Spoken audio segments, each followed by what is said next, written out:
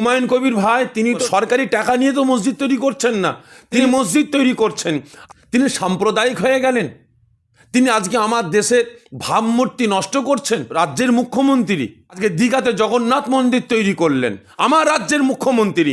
তিনি একটা না দুটো না তিনটে মন্দিরের ঘোষণা করলেন। মুখ্যমন্ত্রী তিনার ঘরের টাকা আমাদের কোনো পাওয়ার নাই। আমার রাজ্যের প্রত্যেকটা রাজনীতি নেতা নেত্রীরা আমরা মুসলমান, আমাদেরকে ফুটবলের মতো ব্যবহার করে বেড়াচ্ছে। হুমায়ুন কবির মসজিদ তৈরি করে ফেললে নেতাদের অস্তিত্ব ধ্বংস হয়ে যাবে।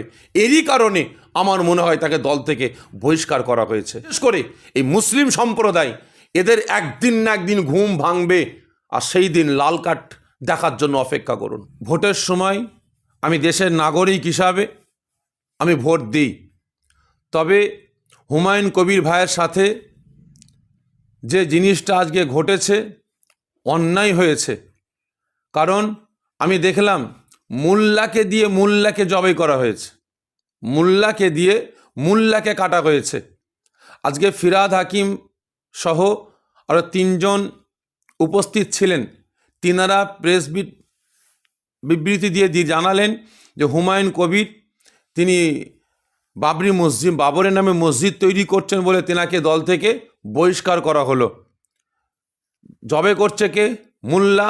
আর জবে করছে কাকে? মোল্লাকে। কারণ এটা হচ্ছে আরএসএস বিজেপির কালচার বলে আমি মনে করি। কারণ এরা বিগত দিন আরএসএস বিজেপিরা চক্রান্ত শুরু করেছে যে মুসলমানদের মারতে গেলে, মুসলমানদের শেষ করতে গেলে, মুসলমানদের ধ্বংস করতে হলে এখানে আমরা হিন্দুরা এগিয়ে যাব না, এখানে আমরা রাজনীতির নেতারা আমরা এগিয়ে যাব না, এগিয়ে যাবে কারা? মুসলমান। আর মারবে কাদেরকে? মুসলমানদেরকে। আজকে সেই পর্যায়ে পৌঁছে গেছে। আজকে আমি এ রাজ্যের একজন জনগণ হিসাবে আমি জানতে চাইছি যে হুমায়ুন কবির কি অন্যায়টা করেছে। তিনি একটা বাবরের নামে মুর্শিদাবাদে মসজিদ তৈরি করছেন, তিনি অন্যায় করছেন, তিনি সাম্প্রদায়িক হয়ে গেলেন। তিনি আজকে আমার দেশের ভাবমূর্তি নষ্ট করছেন, আমার রাজ্যের ভাবমূর্তি নষ্ট করছেন। তাহলে তাই যদি হয়, তাহলে আমার রাজ্যের মুখ্যমন্ত্রী তিনি তো জনগণের ট্যাক্সের টাকায় আজকে দীঘাতে জগন্নাথ মন্দির তৈরি করলেন। শুধু তাই নয়, তিনি জনগণের ট্যাক্সের টাকায় সরকারি জমির উপরে কলকাতা রাজারহাটে সেখানে দুর্গাঙ্গন তৈরি করার ঘোষণা দিলেন 15 একর জায়গার উপরে, এবং শিলিগুড়িতে একটা শিব মহাকাল মন্দির ঘোষণা করলেন জনগণের ট্যাক্সের টাকায়। তাহলে ইনি কি অন্যায় করলেন না? আজকে হুমায়ুন কবির ভাই তিনি তো সরকারি সম্পদের ওপরে মসজিদ তৈরি করছেন না, তিনি তো সরকারি টাকা নিয়ে তো মসজিদ তৈরি করছেন না, তিনি মানুষের কাছ থেকে ভিক্ষা মেঙে তিনি নিজের ট্যাকের টাকা খরচা করে তিনি মসজিদ তৈরি করছেন। আজকে তিনাকে তকমা লাগানো হলো কি? তিনি সাম্প্রদায়িক, তিনি দেশের রাজ্যের ভাবমূর্তি নষ্ট করার চক্রান্ত করছে, এজন্য তিনাকে বহিষ্কার করা হলো। তাহলে বহিষ্কার যদি করার অতই দরকার ছিল, তাহলে ওই হুমায়ুন কবির যখন মুর্শিদাবাদের মাটিতে দাঁড়িয়ে বক্তব্য রেখেছিল যেখানে 70% মুসলমান, 30% হিন্দু আছে, হিন্দুদের কেটে কেটে নদীতে ভাসিয়ে দেবো, তখন আপনাদের এই উদ্যোগটা গেল কোথায়? তখন আপনারা তাকে বহিষ্কার করলেন না কেন? তখন ভোটের ব্যাপার ছিল, কারণ হুমায়ুন কবিরকে তখন বহিষ্কার করলে আমরা জিততে পারবো না মুর্শিদাবাদে, এজন্য আপনারা তাকে বহিষ্কার করলেন না। এখন ক্ষমতা পেয়ে গেছেন, জিতে গেছেন, ক্ষমতা দখল করে নিয়েছেন, এখন হুমায়ুন কবির মসজিদ তৈরি করছে, তাকে বহিষ্কার করা হোক।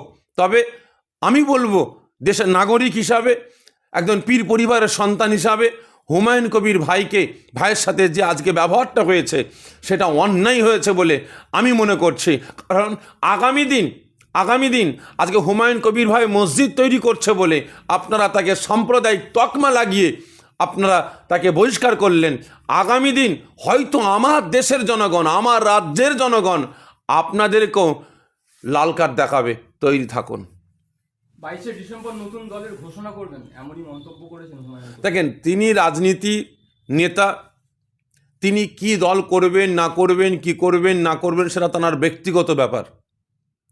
কিন্তু সবথেকে বড় জিনিস হচ্ছে আমি দেশের নাগরিক হিসাবে, আমি একটা সম্প্রদায়ের মানুষ হিসাবে আমি যেটা লক্ষ্য করলাম যে এ দেশে এ রাজ্যে আমরা মুসলমান, আমাদের কোনো ক্ষমতা নাই, আমাদের কোনো পাওয়ার নাই, আমাদেরকে শুধু ইউজ করা হচ্ছে ফুটবলের মতো।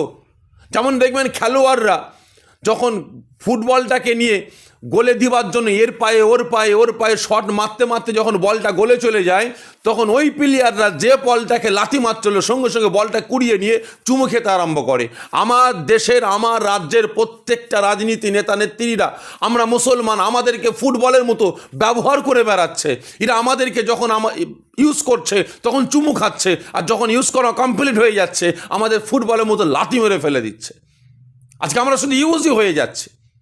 আজকে আপনারা লক্ষ্য করুন না, আজকে চারিদিক দিয়ে আমার রাজ্যের মুখ্যমন্ত্রী তিনি একটা না দুটো না, হিন্দু ভাইদের মন জয় করার জন্য তিনটে মন্দির ঘোষণা করলেন, একটা উদ্বোধন করলেন। আজকে আমার রাজ্যের মুখ্যমন্ত্রী তিনার ঘরের টাকা, তিনার আপনার সম্পদের ওপরে কি মন্দিরগুলো করছে? সরকারি সম্পদের ওপরে মন্দির হচ্ছে, জনগণের ট্যাক্সের টাকা নিয়ে মন্দির তৈরি হচ্ছে। আজকে সেখানে কোনো আন্দোলন নাই, সেখানে কোনো প্রতিবাদ নাই, সেখানে কোনো কেস কাচারি নাই।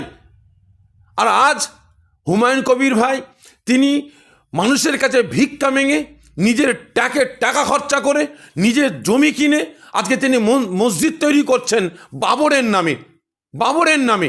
আজকে তিনাকে বহিষ্কার করা হলো। আচ্ছা, বাবরটা কে? তিনি তো একজন নেতা ছিলেন।